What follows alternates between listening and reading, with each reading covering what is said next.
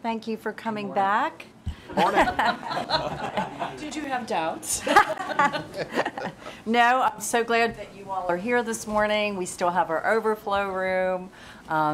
No, we were very close yesterday.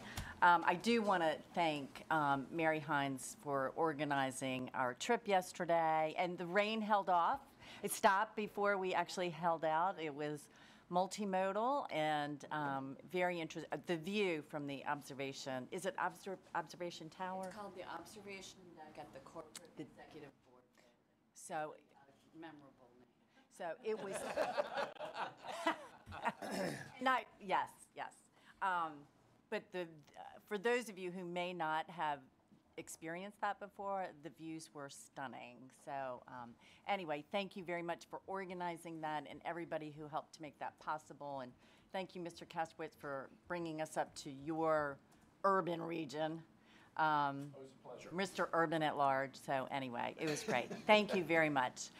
We are going to continue with the work session from yesterday, and I believe those are going over the WMATA guidelines with Director Mitchell.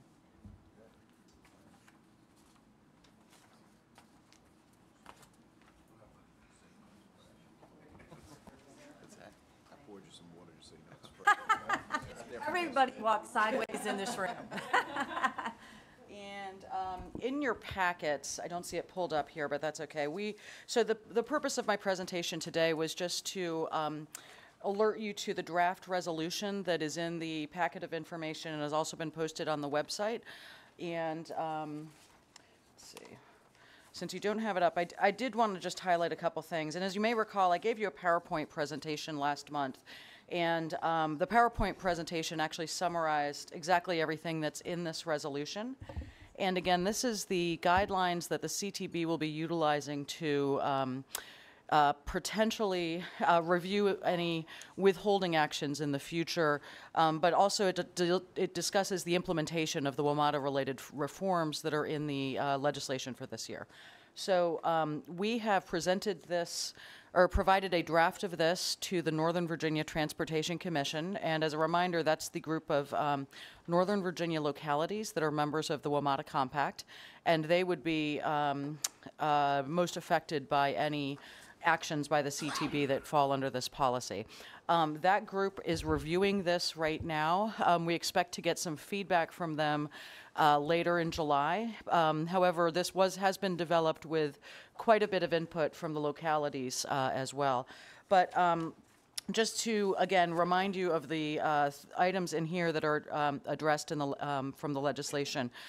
It discusses how the CTB would withhold 20% of the funds available if any alternate directors participate or take action at an official WMATA board meeting, and the guidelines goes through some specifics about what that would entail.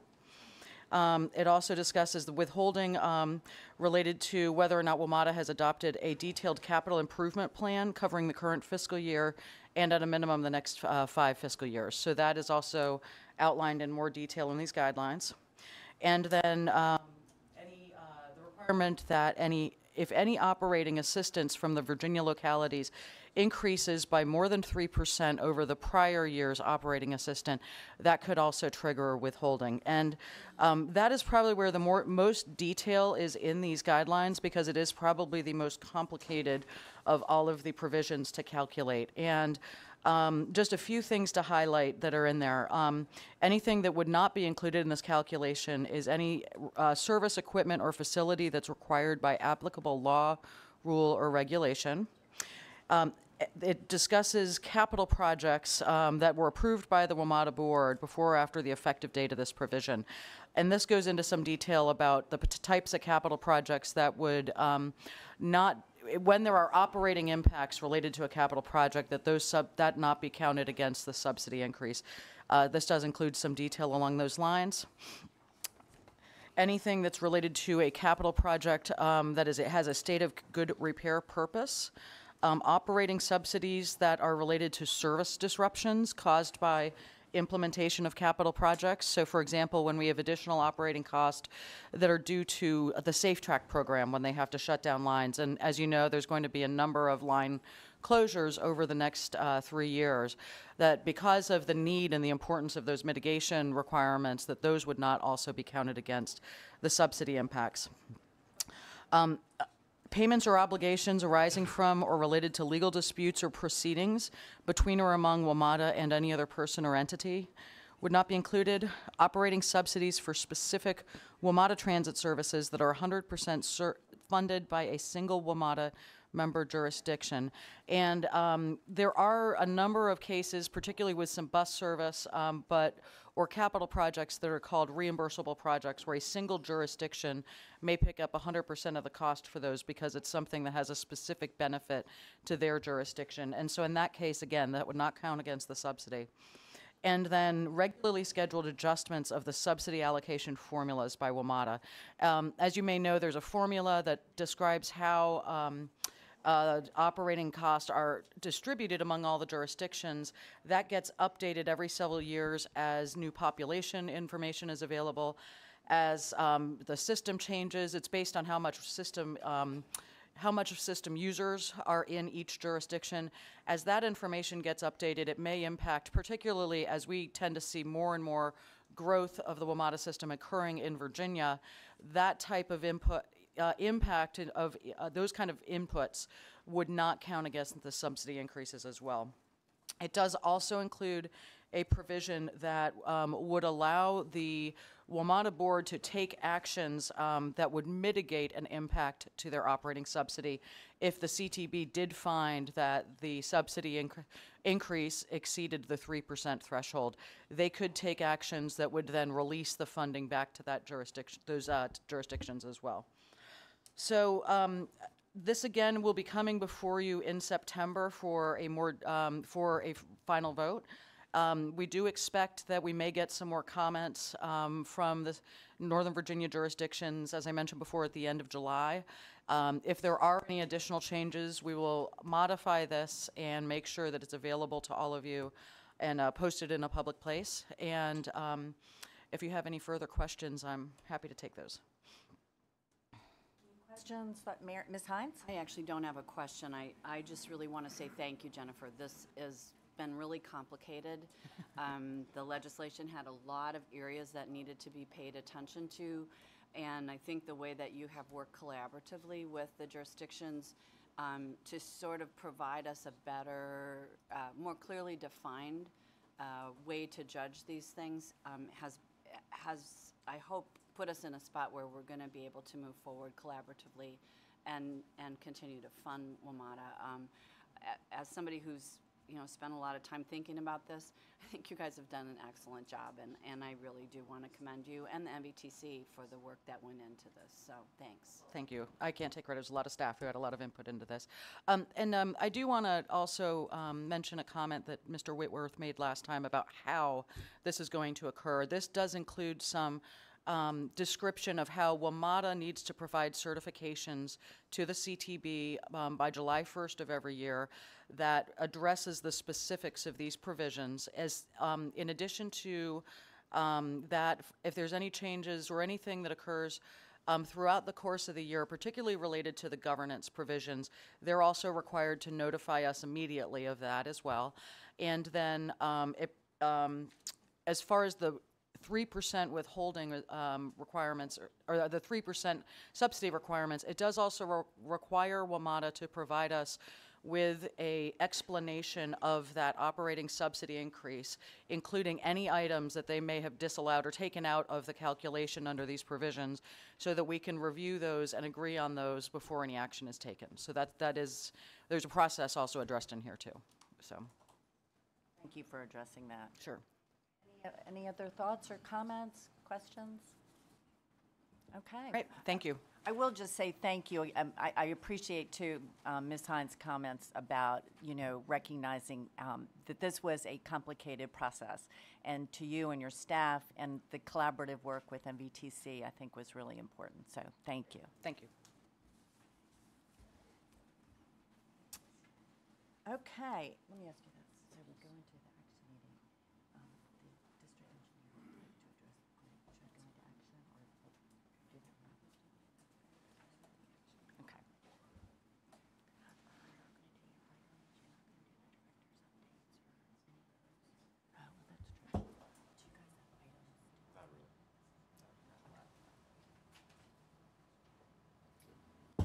Okay, at this point, we're going to move into the action meeting of the CTB, and I would like to open that by inviting Helen Cuervo, who is District Engineer from the Northern Virginia District, and just thank you for allowing us and kind of sharing the district and information about absolutely. being here.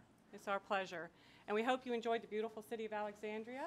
It's a gorgeous city, and we are very thankful that it has a bright and thriving economy as well as the rest of Northern Virginia.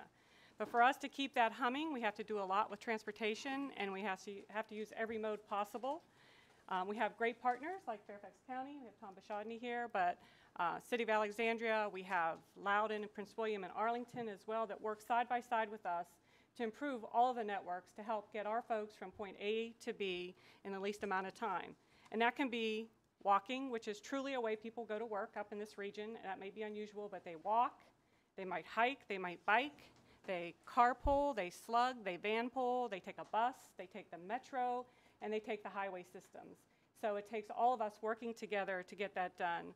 We have great partners in the NVTA and the NVTC, and coming up with new bus routes, coming up with new opportunities for folks to get to where they need to go. So this economy keeps thriving, keeps growing, and so we really appreciate all that partnership. They say necessity is the mother of invention, and that's our motto in Northern Virginia. A lot of things came out of Northern Virginia based on pressures to resolve issues, and so in the 80s, we started ramp metering, and we started the first SSP, Safety Service Patrol and Talk Center, because we opened the HOV lanes. So we initiated that in the 80s. In the 90s, we started our Customer Service Center with 2.4 million citizens. That's a lot of calls. In a snowstorm a couple years ago, we had over 30,000 calls. I only have 800 employees, and they don't all answer the phone for snow. So we really, really have to get ahead of the game and come up with ways and strategies to serve our customers. Development's growing like crazy, and was back in the 90s. We developed a land use permit program that's still in use today. It's a program that helps us develop and push through those permits. We also came up with a lane closure program. Any given time on a summer day, we have 150 lane closures in this region. And so that we don't have someone closing the right lane on 95 and someone closing the left lane, we make sure that we have that turned in and that's sorted out before that happens. We also had a need to quickly get things on the ground. And so we began our design build program in the 90s. We also worked on road diets, which was converting some roads to allow more of the bicyclists to get on the road, that there were less traffic on the road, more bicyclists could use that. And then we also started the instant tow. Many of these have gone statewide from our initiatives. In 2010, we worked on automated vehicles locators on our snow equipment. We went from 1,000 vehicles supporting us to over 4,000. So with 800 people, there's no way we can watch that many folks all at once. We have monitors that follow them, but we really felt like we needed to have something more just to make sure, number one, that they're working in Northern Virginia, number two, that they're moving. And so the AVL system was a tremendous asset to us to really start to keep an eye on our equipment, making sure they're doing what they're supposed to be doing. And we have that on all of our equipment now, and that is also going to be a statewide initiative. In 2013, we started working with connected vehicles, and we had the first test bed out on the roads, on the primaries, 29, 66, and several roads in our region, working with the auto industry to start being able to develop that technology. In 2015, we tried the advanced traffic management system on 66 to fully use what we had. It also gave warning when there were accidents, what lane people should be in, but also allowed us to fully use the shoulder lane. So we are very excited about that. Currently, we're looking at signals. We're doing, providing all of our signal timings into smart roads, so people who want to build apps, people that are smarter than us in building apps, can do that and help our citizens get to where they need to go much more quickly. And we are currently working with an Israeli company called No Traffic, looking at some signal intelligence at signals where it actually has radar and it reads all 4 quadrants, an extensive direction in each way, and it will modify the signal timing of the greens to be perfect for that signal. So we're very excited about that. But we are often on the cutting edge, and we bleed a little bit, but we recover and we try to provide the best service possible, and technology is certainly a great asset to us. But I welcome you to our region, and we thank you for coming up and enjoying Alexandria. Thank you very much. Thank you to your team. I always appreciate being here. We had a great groundbreaking just a couple weeks ago here for the eastbound lane on I-66 inside. And Renee Hamilton, just thank you for all of your help and guidance. And Mary Hines was there to kind of to join a small group of us in acknowledging how important that that whole corridor is to Virginia. So with that, let's see. Yes, and I was checking on we do have a timer. We'll move into the public comment period of the action meeting, and I have one person signed up. But of course, you know, we will invite people, anyone who would like to speak. You do have 3 minutes to make your comments. There's the timer. And what's really hard, and I always say this, it's very challenging for me because during the public comment period, we do not respond. It's really our opportunity to listen, and and it's really challenging for me not to try to answer your question immediately. So with that, I have Mr. Whitfield signed up.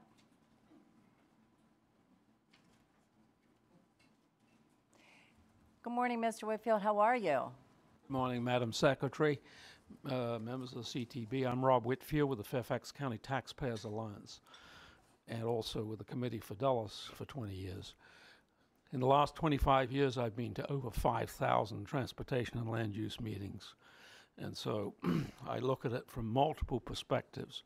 I've attended over 200 Airport Authority meetings, board meetings committee, and over 60 WMATA committee and board committee meetings.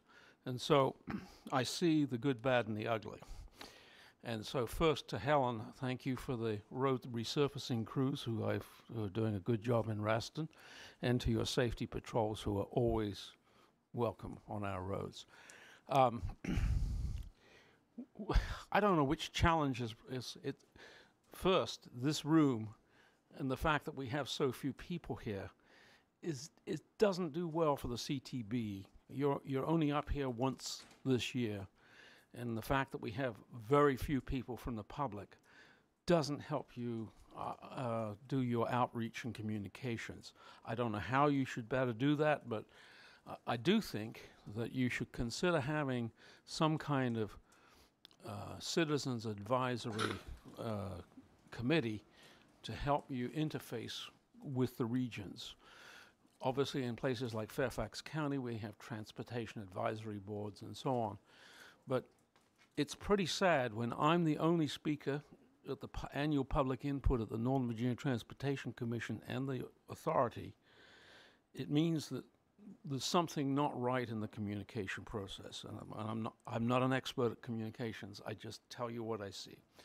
So the result is that a lot of information doesn't filter out. Tom Bashadney was with a meeting us in Reston last night, and also in the morning with the County Transportation Board. We face huge challenges in the Dulles corridor because the employment is growing rapidly, and the earliest we can expect transportation improvements is a decade from now. I don't know what funding formula alternatives have to be made. And I will only suggest that I'm available to help work with others. And obviously the upcoming WMATA strategic plan, we need a public outreach. I've been asking for that from this board under the prior transportation secretary. It needs to have public input as well as public officials. I heard Jennifer remarks. I haven't seen what she put out, and so it doesn't help that you guys can make decisions. But the public at large who pay the taxes need to understand some of the issues to be decided. So I will be glad to provide input, and thanks again for coming to Northern Virginia. Thank you, Mr. Whitfield. Is there anyone else who would like to speak? Hello, good morning. Good morning, Madam Chairman, members of the Commonwealth Transportation Board. I'm Tom Bashadney. I'm the Director of Fairfax County's Department of Transportation, and I also want to welcome you here to Northern Virginia today. I appreciate the opportunity to speak with you this morning about the Route 7 project from from Reston into the Tyson's Corner area. This is a very critical project for Fairfax County, but also a very critical project for Northern Virginia. This particular stretch of roadway carries 55,000 cars a day, and it is the last segment between Leesburg and Tysons that hasn't been improved. It's a 4-lane segment. The rest of the roadway is at least a 6-lane segment. So it's the last segment to be improved in the northern part of Fairfax County. In addition to the 2 additional travel lanes, it includes shared use paths on both sides of the facility, as well as upgraded bus stops.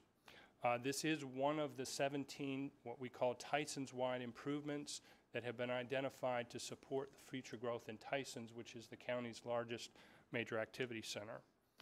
The project will allow traffic to stay on Route 7 as opposed to flooding into the neighborhoods, which it does daily during the week here in Northern Virginia. It improves mobility not only for the 1.2 million people of Fairfax County, but also residents of Loudoun, Clark, Fauquier, and the city of Winchester, which combined account for another 400,000 people. VDOT and Fairfax County have worked for more than 4 years to craft this project. It has involved a lot of hand-holding with the community, all up and down Route 7. Many of these communities only have access to their communities from Route 7. So VDOT and their team in Fairfax County have been hand-holding with each of these communities along the way to make sure that the project works for them. And that has involved dozens of homeowners association meetings and even a lot of individual property meetings. No one is happy about the bids for this project, and I want to be very clear about that. But this project is vital to Fairfax County and to the future support and success of Tysons. As a result, on June 19th, the Board of Supervisors voted unanimously to add $40 million of funding to the project, contingent on the CTB also adding $40 million of funding to the project. This wasn't easy even for a county of our size, but we recognize the importance of this project and the importance of supporting Tysons and the role that the county plays as well. So, Madam Chairman, members of the CTB, I respectfully ask your approval today of the action item that will provide the additional funding for the project, and then vote to approve the design build contract later on. Finally, as my time runs out, I do want to thank Scott, Deputy Secretary Donahue, Helen Cuervo, and her staff for all of the work and the coordination that has been done on this project. Thank you. Thank you, Mr. Anyone else here today would like to speak? Okay, thank you very much. I will just say that now that the public comment period is over, that Mr. Whitfield, I think your comments, you really sparked something, because of all the outreach that we do, perhaps all that information is not getting to our website.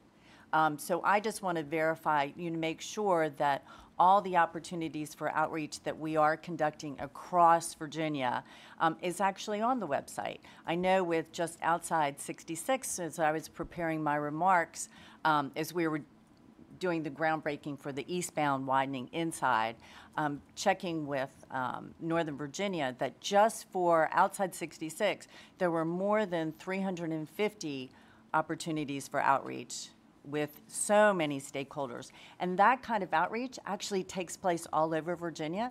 The Commonwealth Transportation Board, which only meets once a month, is just one single meeting. The good news is that this is streamed for anybody to access, which I also think is very important. But all that outreach, I think we need to begin to make sure, whether it's DRPT or perhaps some committee meetings, that we begin to let people know just how many opportunities and how much we want input from citizens. And I know Ms. Hines has been a big advocate for us really looking at our policies for outreach and making sure we have formal expectations for those meetings as well.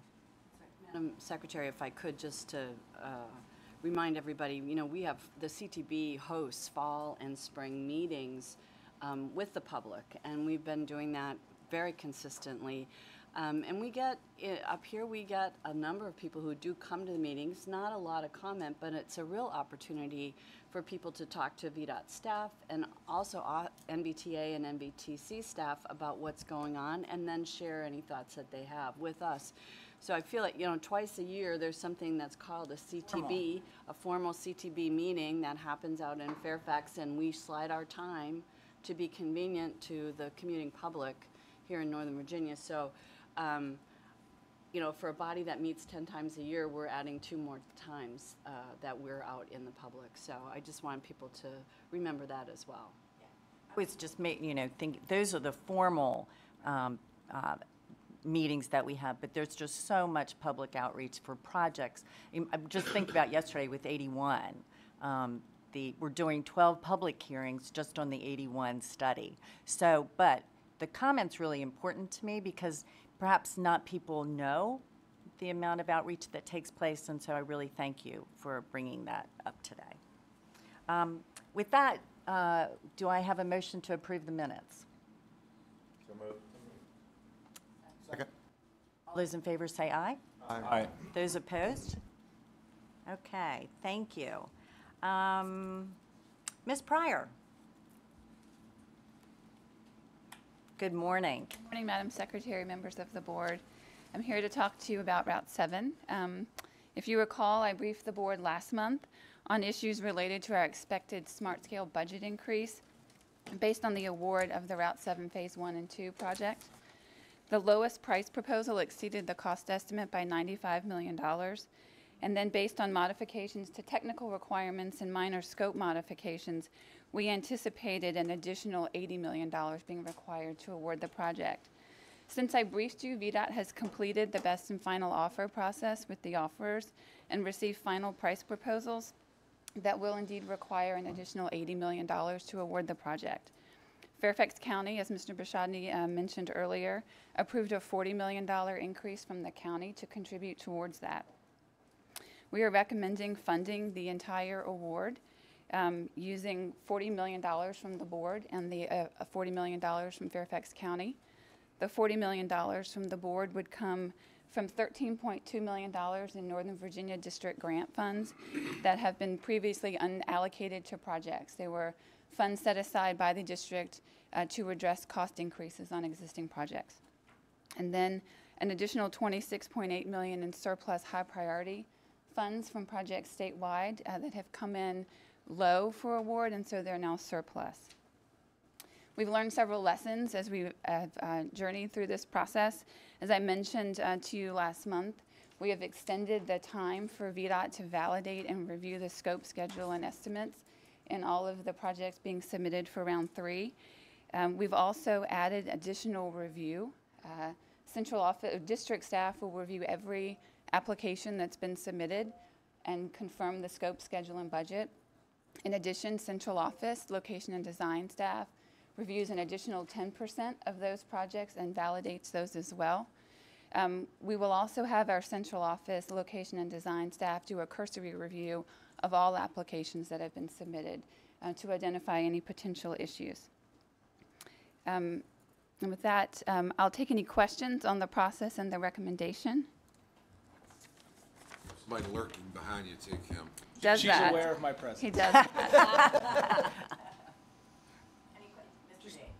Is this really the only area of the state where we have had this issue, this major issue, and that just mainly due to Northern Virginia prices, I guess? It's in part because we've got so much work out there. There were also some additional factors with this project as we briefed the board last month. A huge amount of right-of-way parcels having to be acquired. Washington Gas, a huge utility line as part of the project, has introduced a significant portion of risk. And so those are the big reasons we feel that we've gotten to this point on Route 7. But it's really that you don't see this anywhere else in the state. We don't see budget increases of this magnitude across the state, no, sir. Mr. Yates, I think last meeting we discussed that there were 4 projects in totality that, upon our review, Route 7 being one of them. 2 of these other projects are in Northern Virginia, and we are in a very early stage that I think we can recover from that, from a scope size, and not have this issue. But as Ms. Pryor said, that we do have a validation process that we are implementing and are moving forward with, certainly in this next round of smart scale applications, that we will have anything valued at $50 million and above. Our state L&D engineer our first line of defense is in the district. Second line of defense is going to be certainly with our state location design engineer certifying that those estimates as they come in are accurate and true. And if we need to take it back to the locality that's submitting it, we're more than prepared to do that. So at this point in time, yes, we think that we have isolated the issue and have identified those that are in jeopardy. Mr. Williams. Kim, take us back.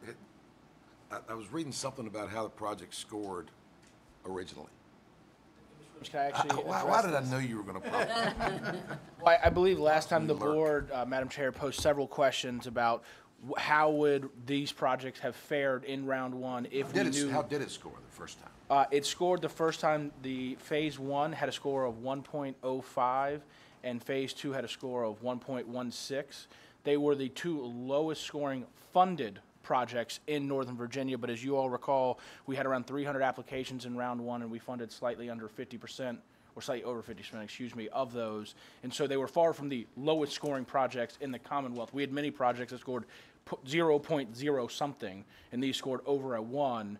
I would also say that at the request of several members that we spoke to in the interim between meetings, they were requesting how would these projects had scored if we had known they had this additional $40 million in cost coming from the state. Well, remember, we score based on the request from the state, so it's only $40 million from the state because the county has put in another 40. So we scored both those projects, and that means the request on phase one would have increased from $77.3 million to $103.4 million. And I'm rounding here, so there's some decimal dust that's going to be left off in these discussions. And the request on phase two would have increased from $42.3 to $56.3 million. That is a $40 million overall increase between the two. What that does to the scores of those two projects is it would lower the score of phase one from 1.053 to 0.788. On phase two, it would lower the score from 1.138 to 0.856. Two things I kind of want to put out there as factual pieces of information for the board, just as points of reference as you consider the action before you. Just taking into account those new scores, were there any projects in round one that were funded that had lower scores than either of these projects with the additional cost? And the answer is yes. There were 7 projects with a total funding of about $145 million that were funded in round In Northern Virginia? in the state. Oh, so what about Northern Virginia? These were the two lowest scored projects in round. I'm going to get to the point you're getting to in 1 second if you'll give me a little indulgence, Mr. Williams. I know exactly where you're going, and I do have your answer to that question because we talked about this. These 7 projects, just to go through them, that were funded that have a lower score than one or both of these projects with the additional costs are the Warrenton Interchange, and Culpeper, the Deep Creek Bridge, the Route 58 corridor, and the Indian River Road Phase 7A in Hampton Roads, the Route 11 South Valley Pike, and the 277 Widening and Access Management in Stanton, and the Route 3 passing lanes in the Fredericksburg District. So that's just without doing anything, just understanding, are there projects that scored lower than these two with this additional cost? I think the point Mr. Williams was getting to ask is, well, if they had known these costs in round one and we had run all the steps that existed in round one, would they have been funded, or what would have changed? My question is more specific. It's how many projects with a lower rating were funded in the Northern Virginia Construction District? None. None. Yes. So my point is, they would not have been. They wouldn't have made it. No, sir, that is not the case. And that's what my question is, we reran round one with these projects with a different score, with updated score here. What happens in that instance, and I'm going to tell you the statewide impacts, because remember, it's all bubble, so if something changes in one district, then something changes in another district correspondingly. What happens is with those lower scores, two additional projects in Northern Virginia are funded, and one of these projects is not funded. So the two additional projects that would have been funded are the University Boulevard Extension with $23 million of district grant funding, Route 7 Phase 2 with now $56.3 million of district grant funding would have been funded, and then the Seven Corners Ring Road for $57 million would have been funded in that elusive Step 3 with a mix of district grant funding and high priority. That is actually more money going to Northern Virginia, if they'd had these higher costs at that time, the then project that is not funded, that was funded in Route 1, would be the southbound Rappahannock River Crossing project on I-95, which was funded in Step 4. And as you remember, we kind of, in Step 4, spend the high priority money on the highest scoring projects until we don't have enough money to fund the next highest ranking project. That project cost around $115 million was the requested amount. We would have only had around $100 million available. So had we known these costs in round 1, that's how the scenario would have changed. I want to be clear that more money would have gone to the Northern Virginia district had they been scored with the higher cost. And Route 7 was a project that the delegation, it was Gary Garzinski and Scott Kaspowitz and Mary Hine. You weren't there. So Jim Dyke was still there. But the delegation from Northern Virginia made the recommendation to move these forward. That's correct, Madam Phase Secretary. 1 and Phase 2. So it was their decision to do these concurrently, Phase 1 and Phase 2. But the point I think that Mr. Donahue is trying to bring to the board, had we known the higher cost at that time, Northern Virginia would actually have more money. And Madam Chair, at Mr. Williams' request at another moment, it would have been approximately $17 million in additional funding that would have flowed into the district. So we're down to 23 million now. I believe it's Even less. ironically almost Less. the exact request. My point is only, Yes. when the Northern Virginia delegation got together before and asked us to kind of flip the scoring because they felt the projects were more important, I certainly went along with it because they know it better than I do. And so that's kind of what we're doing here today. Yes. Is, let's flip the process again. I'm all right with it because I see the issues in Northern Virginia, and I know how. I just wished the other districts weren't losing money to pay for it, especially as egregious as the error was. That was almost a double, wasn't it?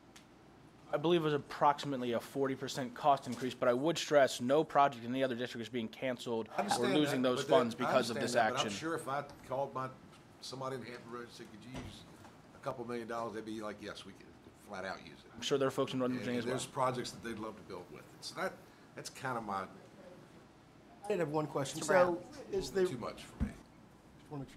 so is the new cost proposal inclusive of contingency?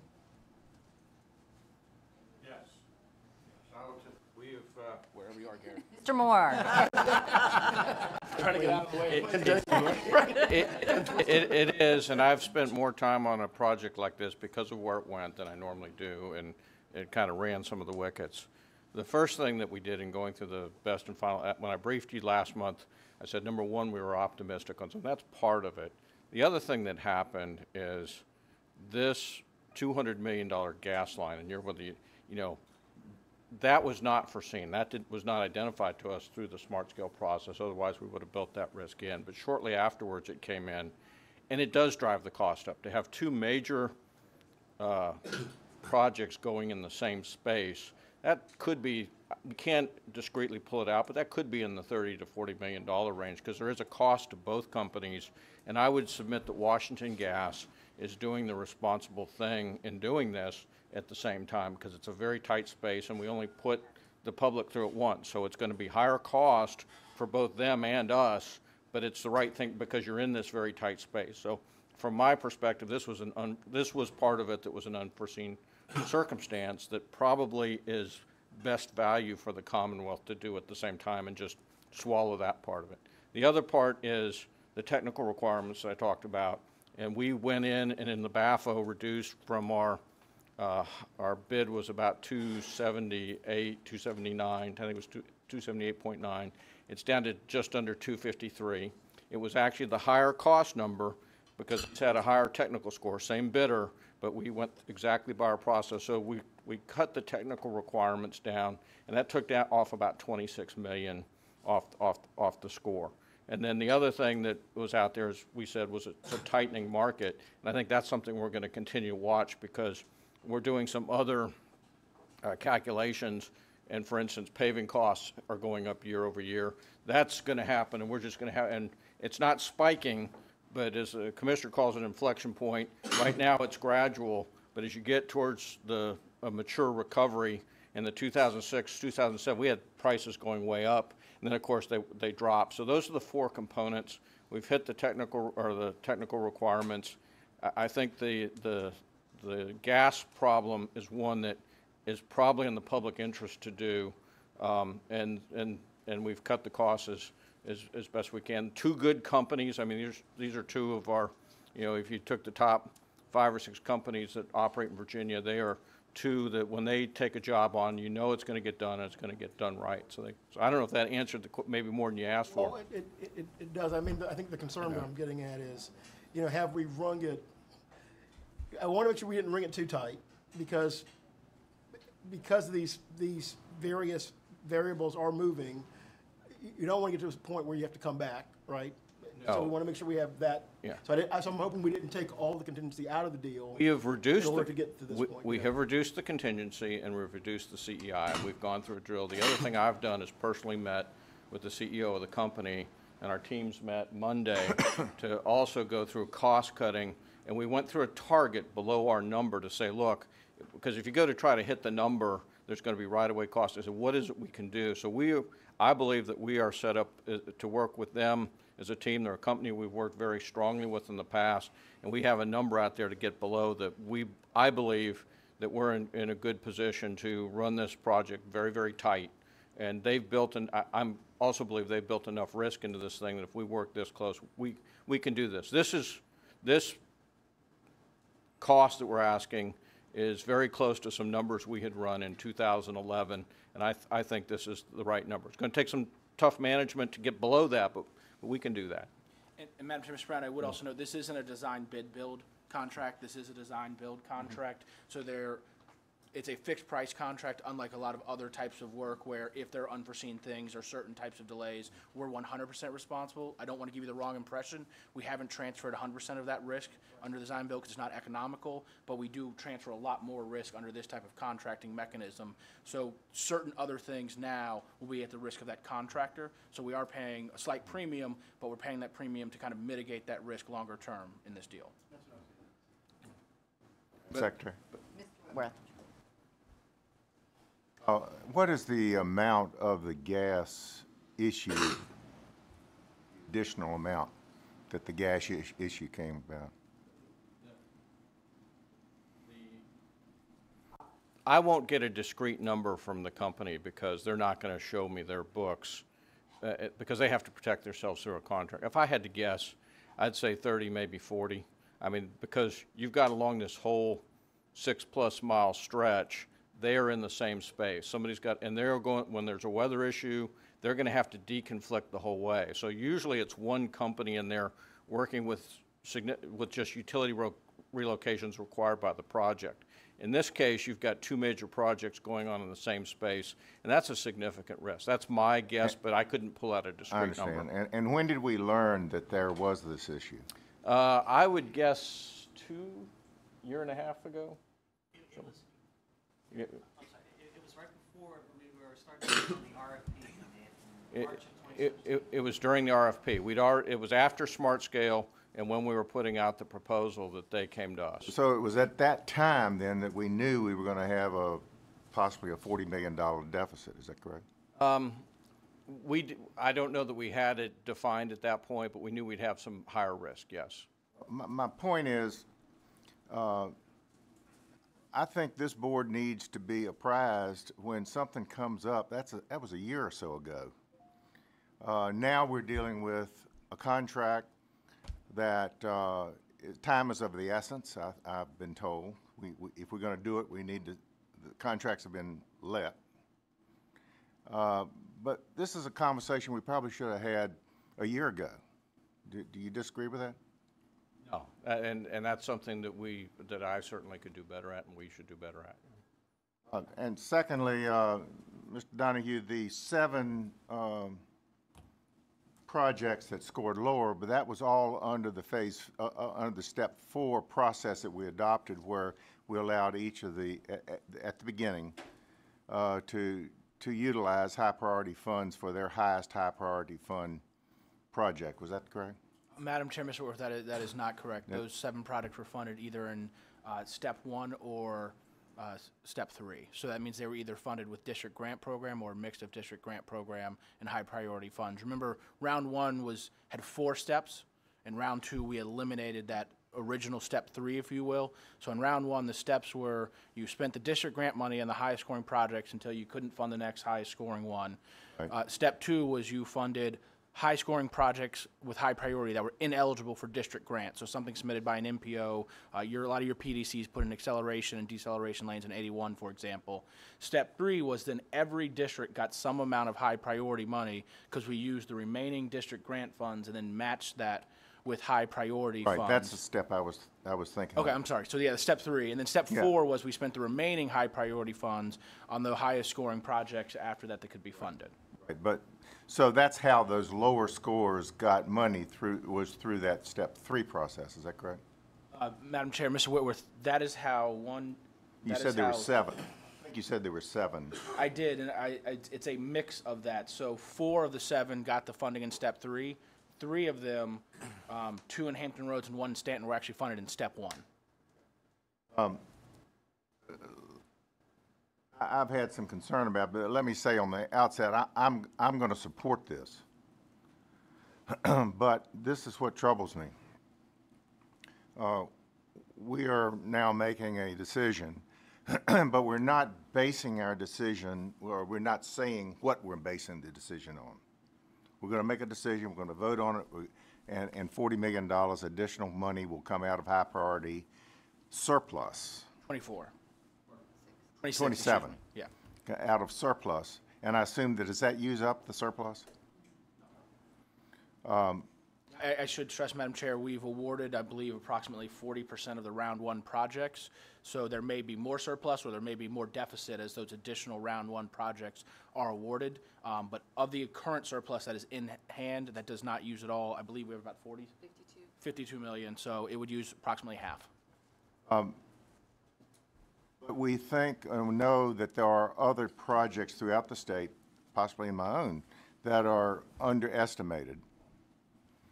Madam Chair, Mr. Whitworth, I personally cannot speak to that. What I I would say is understand the you rule can't, of but there's a thumb. good possibility that's the case. I would also say this 52 million we have is because several already came in under. So what I would That's say right. is there's a possibility of some coming in over and there's a possibility of them coming in under. Mr. Commissioner. Mr. Whitworth, I think for where we are right now is that there is that possibility that exists out there. We are aware of 1 or 2 other projects that may be needing some additional funds, but not necessarily to the magnitude that this is. I think the high priority funding is as we have, is 52 million is what we have out there right now to be able to support other initiatives or other shortfalls that may exist. But as Mr. Donahue said, that we are on track for other projects that can come in under budget and certainly sweep that money back into the statewide pot. With the potential of steel going up, Yes. and there is a good possibility we will be facing further deficits, known or unknown. Is that correct? Yes. So my thinking is we're going to be right back in this room having another vote down the road. And what I would like to see us do is to set forth some policy with which we make a vote. And maybe it's the total savings to the state. Maybe it's a whole bunch of things. But rather than just say, well, we got to do it, it's time to do it, we made a mistake, let's set forth the parameters upon which this board deliberates and comes to a decision, and not let this be the precedent that, well, we did it for $27 million in Northern Virginia. Hampton Roads may have something that they need. That's not the way we should go about it. We ought to have a basis upon which we come to the best decision for the state. And that's why I suggest and think we can't do it today, but I think we need to set forth those considerations that when we are back in here looking at another issue, we say, okay, these are the things we consider, and we'll do that deliberation and make the vote based on that. That's my comment. Mr. Whitworth, if I could just follow up on some of your comments and concerns. You are correct. This is the first time that this has happened with one of our smart scale projects. And I will say to the commissioner and Mr. Moore's, when I came into this position very early on, they informed me of this issue. We met with Mr. Kaspowitz, and we tried to determine a path forward, making sure that this board was fully aware of what was taking place, and actually trying to determine what were the true economic impact of this. I've had discussions with Deputy Secretary Donahue about the fact that this is one instance. We are monitoring the other projects to determine what is our risk in the costs that have been presented to us so far. And I think you identified, something very important. There's some unknowns in this as we move forward, one being the tariffs. Secondly, some impact from some economic indicators that we're beginning to see. And so there may be some other changes coming forward. I don't know the magnitude of those. Right now, the policy is if there is a change of more than a deficit of more than $5 million, that staff is to bring that to the CTB so that we can make a decision. And so I was speaking, given that there may be some unknowns coming our way, I was going to discuss, and I may ask just a few of you to meet with the Deputy Secretary and Commissioner to see if we should and could put together a policy, a task force about how we would deal with the potential risk that we could have going forward. So, Mr. Whitworth, I would definitely would want you to be a part of that, just so that this board is able to reasonably anticipate and deal with what the future holds. Madam Secretary, we knew a year and a half ago it was going to be more than $5 million in this project.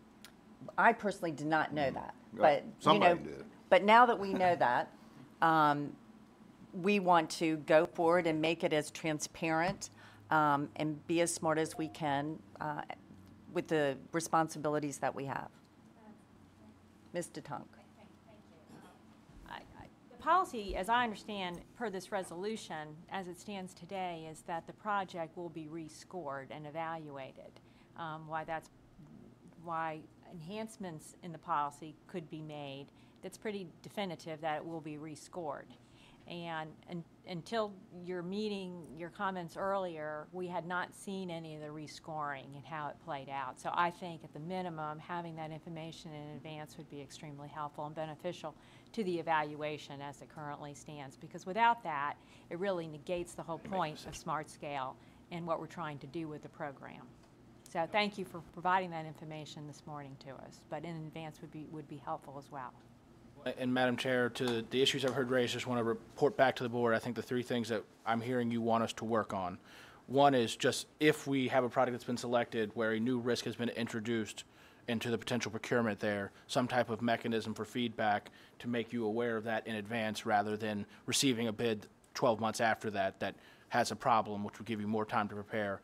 I think a second thing that I've heard you, Mr. Tung, to your point, and Mr. Whitworth, to yours, is we have the policy that says when a project comes back to the board to be reevaluated. I think what you'd like to see is what is the information or other things that are provided to the board to allow them to adjudicate when a project that has crossed over that threshold and has come back to you. So, for example, getting these scores earlier, seeing them in advance, having them be there in the workshop rather than here at the action. And I think the third thing is looking at the risk factors just in general in our construction and our vetting of cost estimates for the Smart Scale process as they're coming in, so that we make sure we can try and catch more things even before we score it, so that when we're looking at that cost there, we have a higher degree of confidence on some of these potentially more at-risk projects of the cost estimate that's being used for the purposes of evaluation or Smart Scale, even before anything's selected for funding. Mr. Donahoe, I would add Mr. Williams' point too, that what are the implications to the other projects and districts as we look at the I would like to score? add just a couple more comments. Yes, Briefly. Mr. Williams. Having been around a long time, seen a lot of bids come in. It's typically unsettling to some board members when the project estimate's off by 5%. Good gosh, it's supposed to be 10 million, it was 11.5. What'd you guys miss? Now we're faced with a project that it should have been 100, but it's 200. And so, none of us have any way of anticipating that kind of comeback. So that,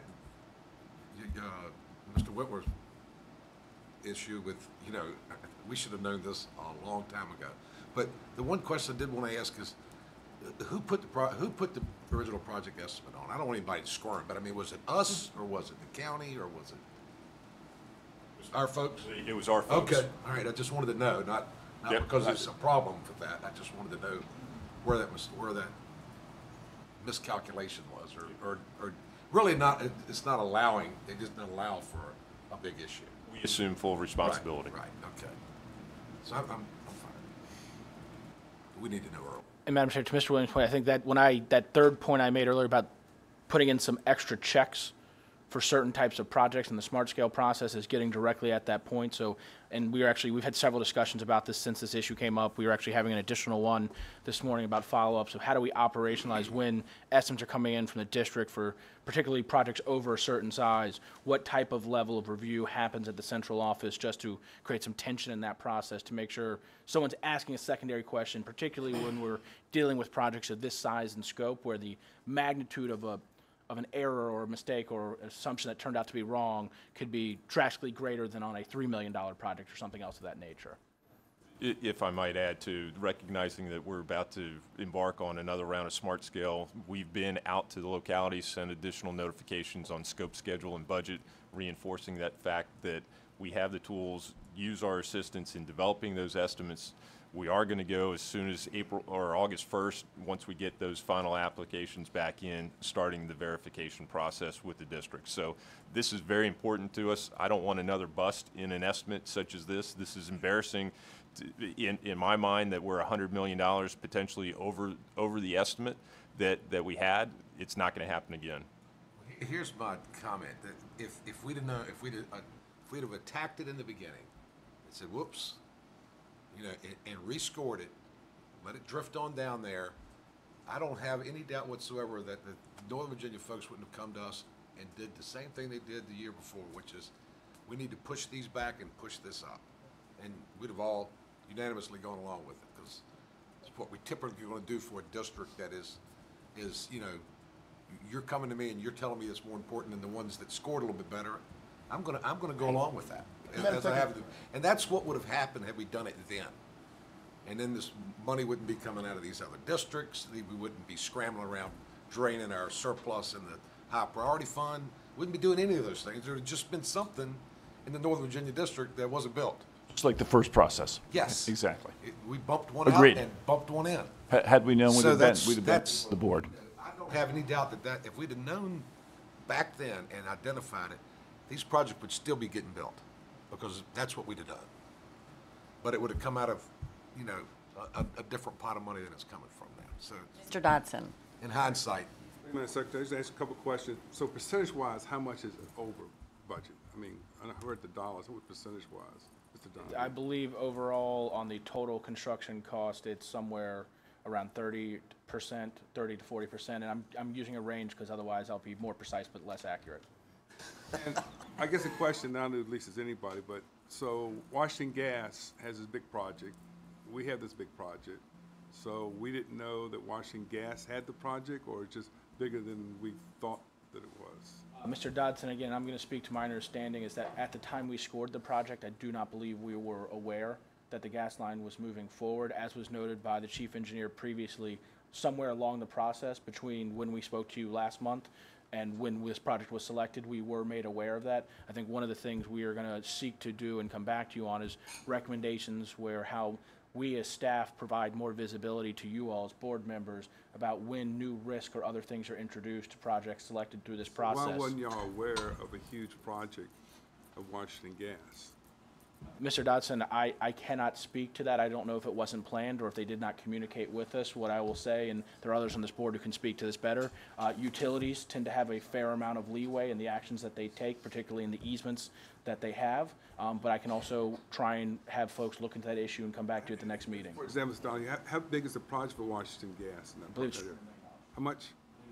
$200 million. So somebody in y'all's department didn't know a $2 million project for Washington Gas existed?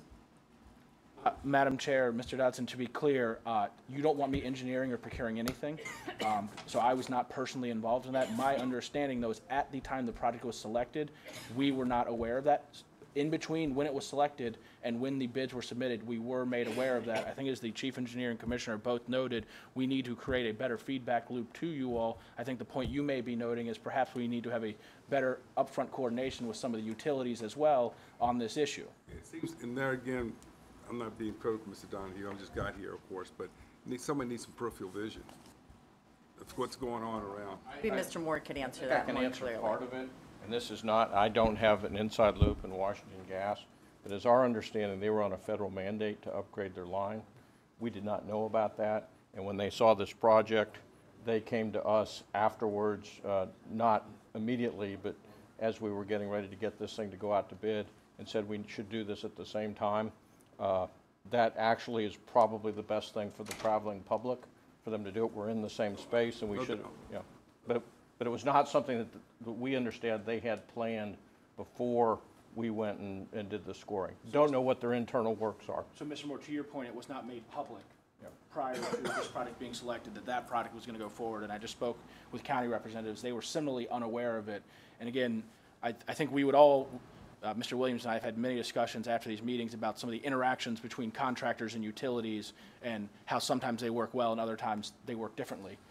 And I think this is certainly an example of the latter, but I think it is not a good situation, as the Commissioner said. Madam Chair, I got a question for the Fairfax reps, just real quick. Thank you. We're unelected. Some of us have been elected in the past. How did elected Board of Supervisors feel about this issue? Mr. Dotson, I would say that the board is not happy with the bids either, but the board recognizes that it is an important project to the county, and it is something that is necessary for the redevelopment and continued growth of Tyson's. And so while they were not, certainly not pleased with where we are either, they recognize that it was a difficult decision that they needed to make. So y'all are split in half of what is needed additional. That's the proposal, and hopefully you all will agree to that. Thank you. Mr. Brown. A couple of things.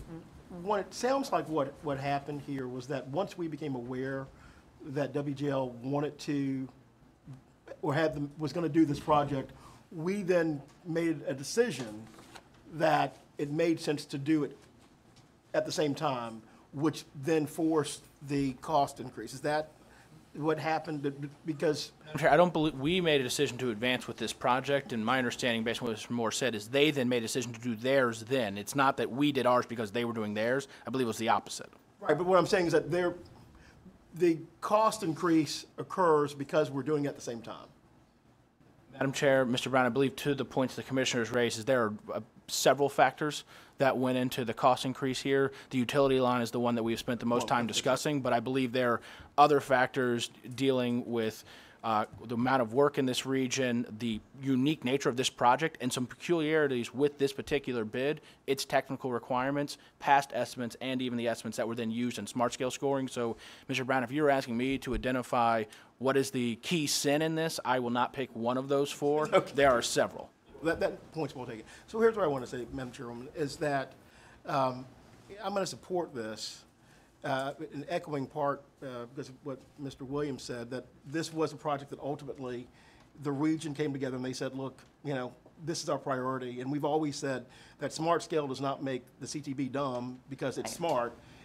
We still ultimately have the responsibility to decide and prioritize these dollars and program these dollars. And that's the discretion that this board has reserved. But what I want to say is that I don't think that this should be deemed to be at all precedential, right? Because, but for the fact that this was a project that was uniquely programmed and substituted, if this had been a project that had merely scored, where the region had not come together in the same way, I don't know that I would be as supportive of this initiative, because it is taking away from a pool of statewide dollars, high priority dollars, that could have been used elsewhere. And because of the fact that the scoring process, although we know in this case, at least part of it would have still been funded, that's not always going to be the case. And so I'm going to be supportive because I think the region has spoken that they prioritize this. Fairfax County has stepped up, so they prioritize this. Again, you know, things happen, but we just need to make sure that we don't assign this precedential value for future situations. Hopefully they don't occur, but if it does occur, you know, I'm going to reserve, and I think other members of the board would probably reserve the right to decide differently. Mr. Connor. I just want to make a comment. I don't want to. We've never had closed sessions before, but I can't help but note that this is the second incident in Northern Virginia we've had this year with accountability issues. You all are new to your positions, but I don't know if this is a systemic problem.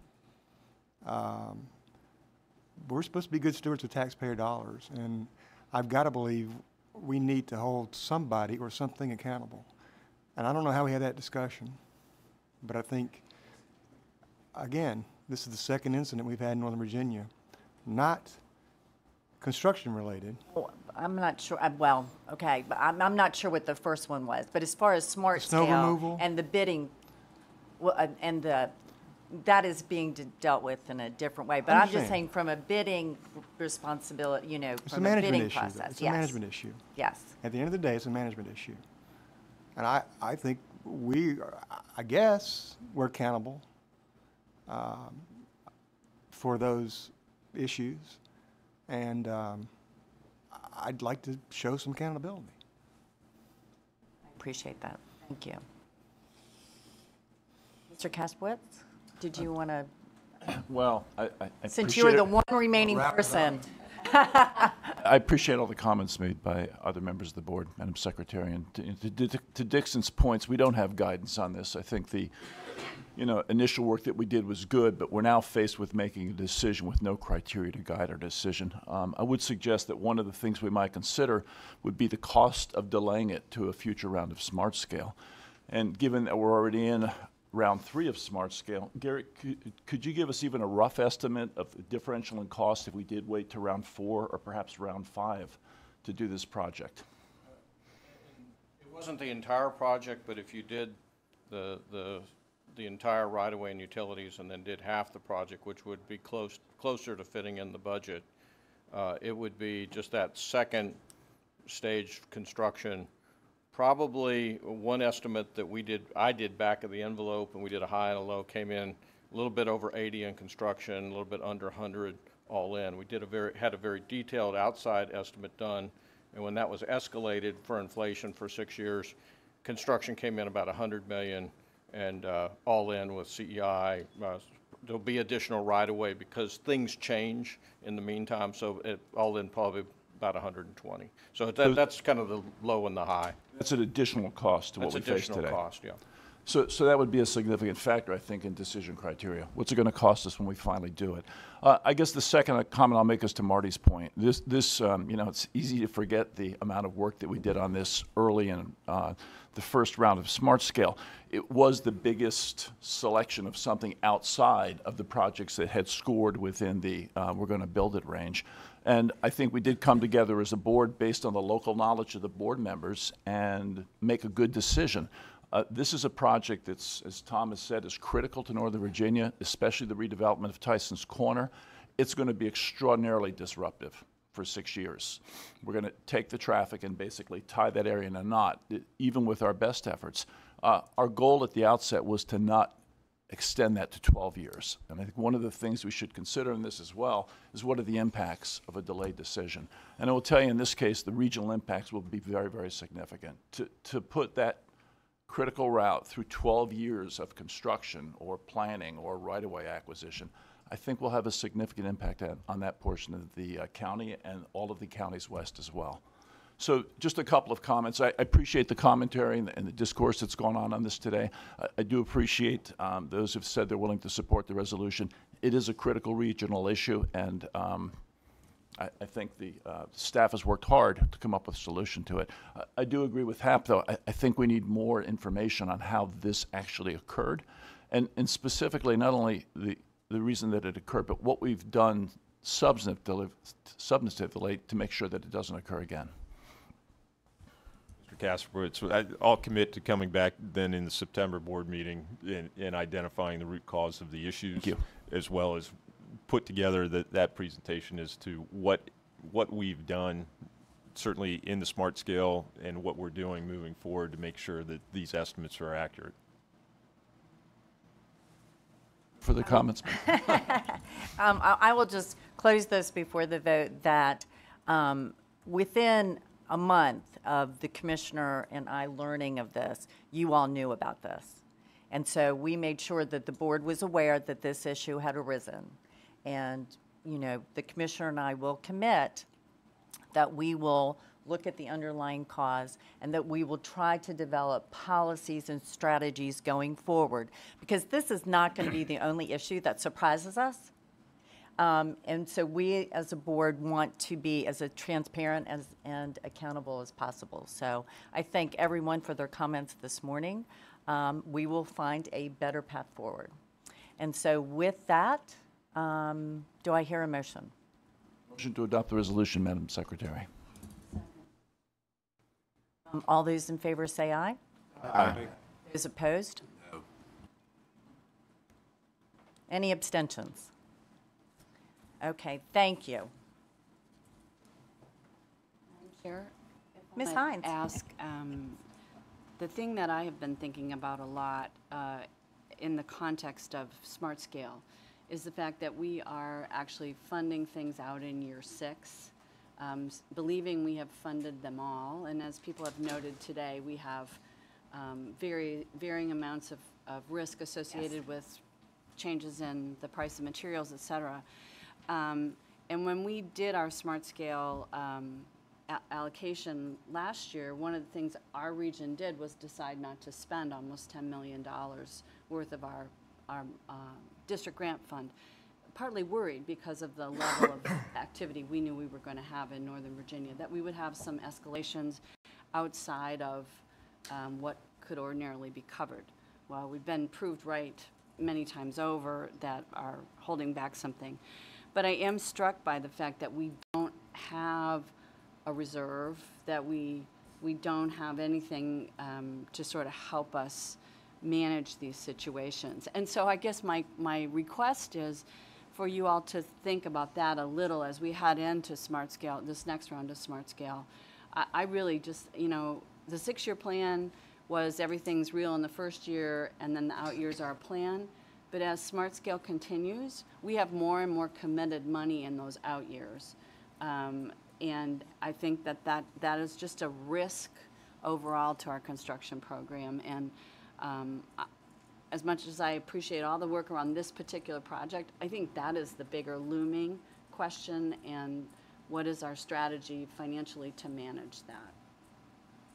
Madam Secretary, if I might respond a little bit, following up on our conversation earlier this week, there are two things that are happening that we're working on. One of which is certainly we are at an inflection point associated with bid prices. We're watching that go up very closely right now. That inflection point may be exacerbated based upon the tariffs that may be coming into place. We are working with the Research Council, Department of Taxation, and economists to be able to get our hands around what this may mean to us moving forward and what those cost estimates may be, how much risk is associated with it, because this is something that I don't want to continue to happen and bring back to the board, but there's some things that are completely outside of our control. This has some significant ramifications to what's in the 6-year plan today. The second point of this is we're also watching leading indicators that may be leading us to another recession within the next 12 to 18 months, maybe 2 years. We need to be prepared for that. So we're in the process of identifying where those indicators are, what we can anticipate seeing, and what our plan moving forward is. So we've got two things underway right now. Is certainly we're at that inflection point on cost estimates. Tariffs are going to hit us. When are those going to hit? What keeps me awake at night, quite honestly, is what's going to happen with the HRBT. We're in the threshold right now of having a generational project in the Hampton Roads area potentially be impacted by the tariffs and associated. We need to see that project move forward, hands down. So I think as we come in, probably into the fall, I'll have a better picture for you, and I think we need to brief you on what we're seeing, both on the tariffs, cost estimating, and then on what we think may impact on the recession side. So let me bring that back to you. It's not an announcement. I just make that clear. We're just trying to be, look ahead, yes. And let me say, Mr. to Rosen. your point, and it's not steel and all that, but we've seen in our little area in Podunk, Southwest Virginia, construction prices are up 11%, lumber's up 19%, and they're attributing 7% of the 19% to the tariffs. And so I don't know how that affects transportation, but that's a big delta when you're talking about. There are a lot of unknowns right now, and we're trying to get our arms around those, and certainly we're in that initial point. How far it's going to go, I don't have that right now, and that's why we're working on it. Which makes Mr. Whitworth's task force we're going to try to put together even more important. No pressure. Okay, now. Finish the book. Ms. Brown, come save us. Good morning. How are you? Good morning. Madam Chairman, members of the board, I have one agenda item for you today. Action item number 2 is a request for economic development access funds. This request was submitted by Spotsylvania County, located in the Fredericksburg District. This project was originally presented last month. This proposed project provides access to property currently owned by the Spotsylvania Economic Development Authority. The county is planning to develop 48 acres, which currently does not have public roadway access. We have consulted with the Virginia Economic Development Partnership staff, and we've received support for the county's plans to attract qualifying business operations to this site. This is a bonded project, so we do not have details on the actual investment or jobs at this point. But VEDP has indicated that the property currently has infrastructure that would support industrial prospects. The required investment information will be required before VDOT releases the 5-year required bond for this project, and as indicated last month, the minimum investment required is $5 of investment for each $1 of access road funds provided. So for this project, they will be required to document investment of at least $3.25 million before we release their bond and their obligation for this project. On a broader note, as requested by the board, we have reached out to the Virginia Economic Development Partnership and requested them to accompany me at the September meeting, where I will be making a broader presentation on the Economic Development Access Program with a focus on the bonded program, and that will also include the Economic Development Partnership talking about their role with the access program. Back to this project, the project is requested. $854,000 is the estimated cost. Fredericksburg District has concurred in this estimate, and so the request is for the maximum allocation of $650,000. That's $500,000 that would be unmatched and $150,000 that would be matched. We request your approval of this request for $650,000 for this Economic Development Access Project. Mr. Connors. Yes. I'm with Mr. Williams. This would be the last vote I take on this kind of thing until we have a briefing from VDP. I had a great conversation with the commissioner, and thank you very much. I think we have agreed that there needs to be another step in the process before this comes to the board. Mr. Whitworth and I discussed it last month. I think the requestor, not VDOT, but the requestor should brief the CTB member before he or she makes a vote on these kind of projects. I still have reservations about the project, about whether or not $500,000 is the best we can do in a 21st century economy to build a quarter-mile of road for an industrial access park. Is that money? Can that money be better spent on startups or other kind of economic drivers in this day and age? But one question I have, Julie, who makes up these the $3.25 million? If they don't invest that much money, do they owe us 20% of the $500,000? Essentially, so we have two types of economic development access projects. We have regular projects where the locality has already identified a business, and the amount of money that is made available is based on the specific investment of that particular business. And then we have bonded projects. For bonded projects, it's kind of the concept is build it, they will come. Right. So there is no business, and we will provide the funding for the project. Front. And the locality has 5 years to build the road and attract businesses that can document qualifying investment. And the current board policy is that the minimum return on investment is $5 to 1.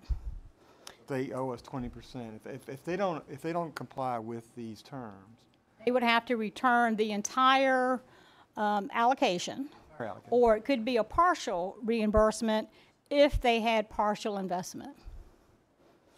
who makes those terms? Do we make that or VDP? VDOT does all the review.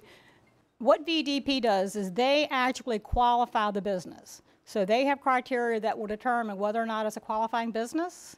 And what they're looking at is it a positive economic value to the Commonwealth? So as an example, if someone was simply shifting their operation from one place to another and there was no net economic gain for the state, they would not qualify that particular business. So they're looking at the overall benefit to the Commonwealth. And they will qualify that, yes, this meets our requirements, which are actually stated in the code, what typically would qualify. We typically are the ones that are reviewing the investment. We have certain things that we're looking for to document investment. Thank you. Is this not the program that Delegate Kilgore put the moratorium on clawing back the money a few years ago? Yes, we currently have a moratorium on. So essentially, we still have bonded projects out there. And for those that currently have a bond, and we do have some where their 5-year period has expired. Currently, they're required to continue maintaining their bond, and while the moratorium is in place, we will not seek any reimbursement from them as long as they keep their bond in place. So to the point of Mr. Connors on the 5-year, I mean, the 5 years really isn't, if they don't meet it in 5 years, if they bond the project, then we actually don't get the money back. Moratorium will expire When does that before expire? it expires July of 2020. They may well, I'm sorry, but they may well, if, like, I think Scott County, for instance, and there were a couple of them, but if, you know, if they haven't gotten a qualifying project, I suspect that Senator Carrico will likely seek to extend that moratorium, so we actually, you know, this could be, you know, we could look at 2024, and if this isn't met, well, they bond it, and we actually don't get the money back. And I do think that next month, I'll provide a presentation. We've gone back and looked at the history of our bonded program over 20 years. And, you know, typically we're only looking to document the investment within that 5 years and have they met that 5-to-1 ratio that we require. Looking at those bonded projects over 20 years, overall, those bonded projects, including those that had to repay all the money that we had provided, have netted about $4 billion in investment in Virginia. And so a lot of those projects, while they may not attract the businesses within the 5 years, many of those have proven to be very successful over time. And I'll be giving you much more detail on that next month. Which I think is September. important. And we had asked for an evaluation to actually go back and look, what is the real return from these investments that we're making? So, Mr. Williams, did you want to add anything? No, other than, even if the moratorium went on, I think I remember it might have been my favorite rail access program that I'm referring to, and not this other program, but we've forgiven it by vote on the CTB when they come back and say, well, we just didn't make it, but we don't want to pay it back. Okay. You know, it's a terrible business for us to be in. I will never support one of these things, and I love you. You know that. I'll never support it. Mr. Connor, so you are, the point you made early on in your remarks, though, of those businesses that are requesting these access funds, you believe should come and brief the CTB member? I would, yes. Okay. I'd rather hear from, I don't think my VDOT district engineer is an economic development expert. I don't expect her to be or him to be. I just, she's not requesting this money. Spotsylvania County is, their EDA is. They should be the one to come to us and brief us on the ROI, why this is important. And the commissioner has spoken to me about that, and we do intend to include that in our process and communicate that to localities. That would be an expectation that they're briefing their, in some districts, I think, the board member is well aware, and some, Yes. And I will say, Mr. Dodson, in your district, you're always made aware of these things. So it was very natural for me. I didn't realize that other people were not being briefed. Well, the same comments would apply to rail enhancement. Yes. And that was been the issue I spoke to last month. There was a rail enhancement, and we need to know what it is and see it and, Yes. and support it. The same thing with economic enhancement. If we ask to make a vote on it and approve it, we have to understand it. And Madam Secretary, and Ms. Mitchell and I did converse at the last board meeting, and certainly that was where the notion came up that any economic development access that's going to come through the department is going to be first vetted through the requesting party back to the board member, and not necessarily having the district engineer be the point of contact trying to relay that information. So certainly that's already a process that the rail enhancement program has in place. We're just going to follow suit, and Ms. Brown is already starting to change that procedure right now. I'd like to comment also with regard to my good friend Marty. As I understand it, we have the responsibility by legislature to do this. So whether we like that or not, I think it is our responsibility to vote on it.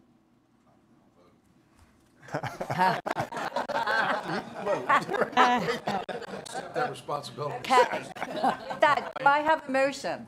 Make a motion. I appreciate the commissioner's your phone call last month and your measured guidance. So thank you. We'll do a motion. I'll ask for further comment. To approve. Do I have a second? Second. Discussion. Any further comment? Okay, so this has nothing to do with the potential amount of baseball. No, that's going to the city. I just want to be sure we're advertising with the conflict. Oh, right. Okay, with that clarification, all those. One of the economic drivers on the shore for many years. It finds itself in harm's way at this point, to the extent that we need to break it up. And the best solutions are to be able to support the Delaware program on the northern end, 14.8 miles, and some other activities on the southern end as well. I know you hosted a meeting with the chair, or the chairs, if you will, of the two counties, and they're basically in support of this. I would recommend to the board that we proceed to move forward with this motion. There is economic development that's going to occur with this. Basically, in approximately 1,000 tractor rail car operator loads a year, and it's just very important for the entire Eastern Shore that this happen. Is that a motion? Do I have a second? Second. All those in favor say aye. Aye. Those opposed? I know I'm on a roll, but no. For anybody watching for the first time, I rarely vote no.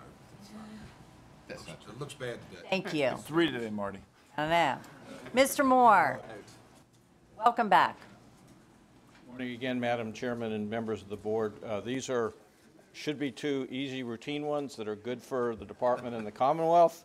One is they're both limited access. Let me talk about the first one. It's a limited access control change on Interstate I-81 at exit 245 northbound off ramp. It's a realignment in the city of Harrisonburg, located in Stanton District. And what it does is it widens the ramp out and actually lines it up with another road across from it. It is good for us, and it simply kicks out the right-of-way line, the limited access line a little bit. And I would recommend approval of the board.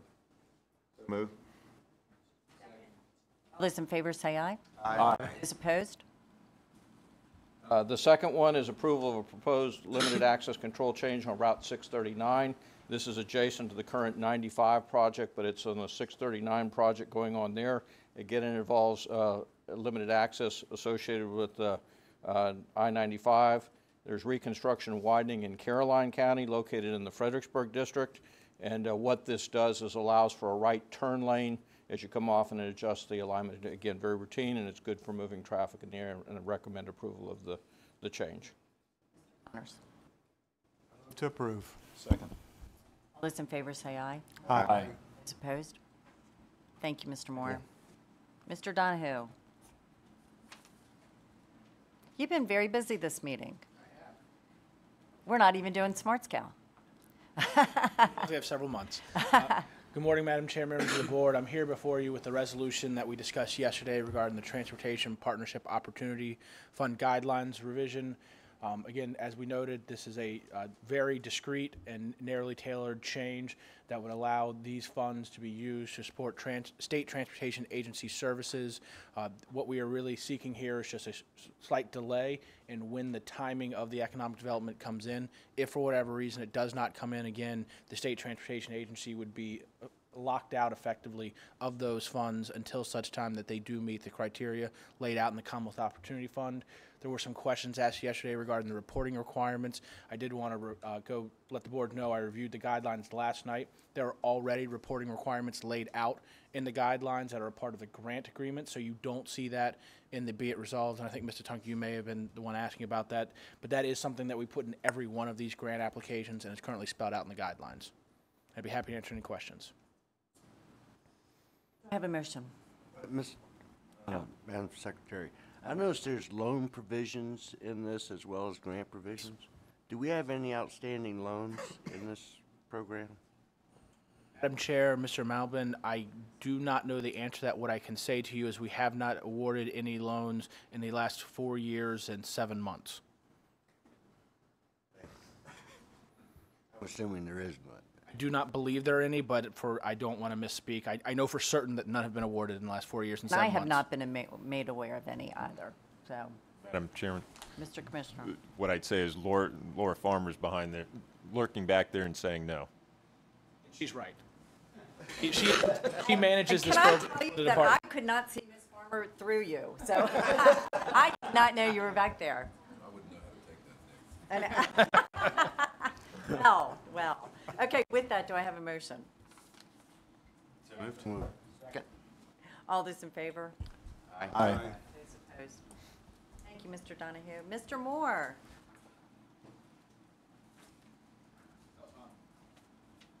Chair, I believe I have 2 items. I apologize. Oh, you do? Yes.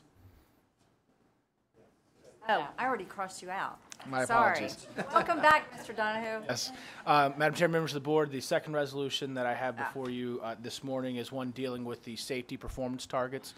As we discussed yesterday, you all have asked us to move forward with a data-driven process that would really, I think, make Virginia's efforts unique among other states in this performance target setting arena.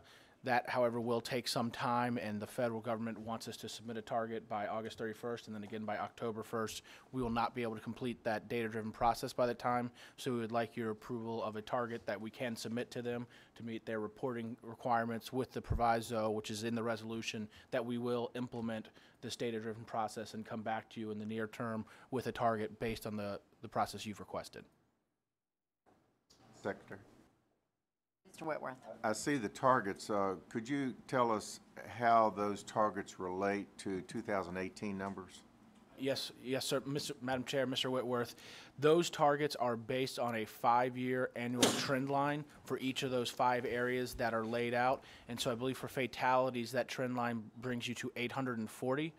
In 2017, we had 843 fatalities, so it's slightly lower on the fatality side. On the severe injury side, because we've seen things more flatline, I believe that target is slightly above what we saw previously in 2017.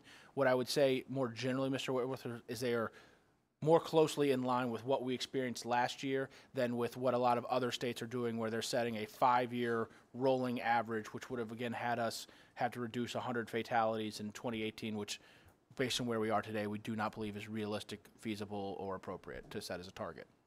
So what are the consequences if we don't reach a target? Madam Chair, Mr. Whitworth, if we do not reach a target, One, this is the first reporting requirement we have had writ large this year for all of the performance measures. So again, there's safety, reliability, congestion, and environmental quality. For each of these, there are unique, different ones. For safety, the explicit thing is not that we meet the target, rather that we demonstrate significant progress towards the target, which is it's projected, not in this room, is a subjective determination that will be made by USDOT. They have some criteria they've laid out for it, but we haven't been subjected yet to their determination, which is why I call it subjective, anyone from USDOT who may be streaming this. And what happens then if we do not make progress target and their significant progress in their determination is that we must use the full amount of our highway safety improvement program on safety infrastructure projects. My understanding, to be corrected by the commissioners, that we currently do that today. So the penalty is that we continue forth with the actions that we are currently doing. Mr. Donahue is absolutely correct that we would have to use 100% of the HSIP funding back into infrastructure, which we are doing today. So there is no penalty associated with it. Mr. Whitworth, if you're wondering why might that be set as a penalty if it's something that Virginia is doing, I would say we behave slightly differently than other states. There is some flexibility in federal law to move money between the 5 categories in which they distribute it for your use. Traditionally in Virginia, we have made a conscious decision to leave funding within those various categories with some certain exceptions from time to time. But some states, for example, might take their safety money and then go use it to widen a road or do some other purpose that's unsafety related, using some flexibility in our federal code that we choose not to exercise. We have today. better behavior. Your words, not mine, sir. Oh, wait a minute, Mr. Donahue. Yes, Mr. Whitworth. I'll move. Second. All those in favor say aye. Aye. Those opposed? Thank you. Are you done for the day, Mr. Donahue? Well, this morning. Mr. Moore. Morning, Madam Chairman and members of the board. What I'm bringing forward to you is a recommendation for a contract award on our single bid to bring forward. This is the one that we discussed the funding of just a few minutes ago. It's contract number C00099478 DB98. 2 projects, UPC 99478 and 106917.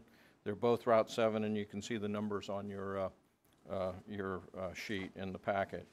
There were 3 bidders on this that were shortlisted.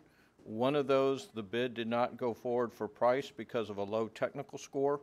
We did have 2 bidders that we accepted prices on. And in this particular project, we did go through a BAFO. We had original, and then we moved things down to best and final offer. That brought some of the cost down, but in this particular one, the technical score of the winning bidder was high enough that it was about $6 million over the low bidder. And we accept technical scores, we score them independently, then we do price. That keeps integrity in the process. But I just wanted that to be known for everybody so that, yes, sometimes it is nice to accept the lower bid, but we have a very good process with integrity to it, and we need to do that to keep getting good bidders and reasonable prices. I would say that even though we've had to add money, the companies you've had involved in this are well known, including the one that did not go all the way through, and the 2 that were in there, some of the better companies in the Commonwealth. So I would say that these are fair value, given the market conditions and the risks involved. And in my discussions with the 2 teams afterwards, I would say that they put an awful lot of effort into this, and I would be able to forward that despite whatever happened with us and otherwise, that they did their best to give us fair value. The other thing that is in your packet, but I'm not bringing forward, is a second, or maybe is that we had an option to go with a lesser option of this if you had decided not to fund the money, but we're coming with you with the full option to do this and award it as such. So that's where we're at with it, and my recommendation is to award this project at this time. Motion to approve. Any further discussion? All those in favor say aye. Aye. Those opposed? And that's all we have? Okay. With new business, Mr. Connors, do you want to just let people know about the hackathon today? Well, I just want to thank you, basically. We've been talking about this for some time, doing this with the data that we have, and with your leadership as secretary, you have really advanced this. I want to thank Virginia and Rob Carey and now Lynn and Lindsay and Shannon for publicizing it and all the work that the other staff are doing. So it's today at 1776 in Crystal City.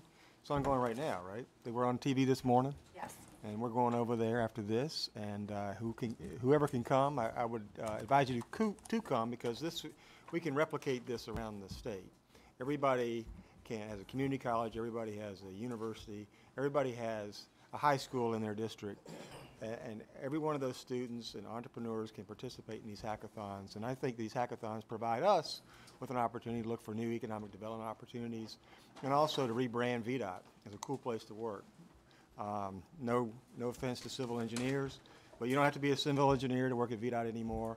You can be a data scientist, you can fly drones, you can be an expert in cybersecurity. So I think this has many, many possibilities, and I appreciate your leadership and everybody's work in making it happen. So thank you. Well, and I think everyone on this board knows that Hap Connors has certainly been a true leader in leading technology and innovation. So I'm very happy to partner with you, and very excited to go to the hackathon this afternoon, and I hope to hear the presentations, and so we'll have to report back at the next meeting to see how it goes. Is there any other new business from the board? Then I will close with this thought that the meeting today, the discussions, the comments that were made, I do believe demonstrate why this is such an important board, and why I appreciate everyone on here. And we always look to try to do things better, and and those are the partners that I want to have. So thank you all very much. And with that, adjourn. See everybody. Okay, I'll be seeing you soon.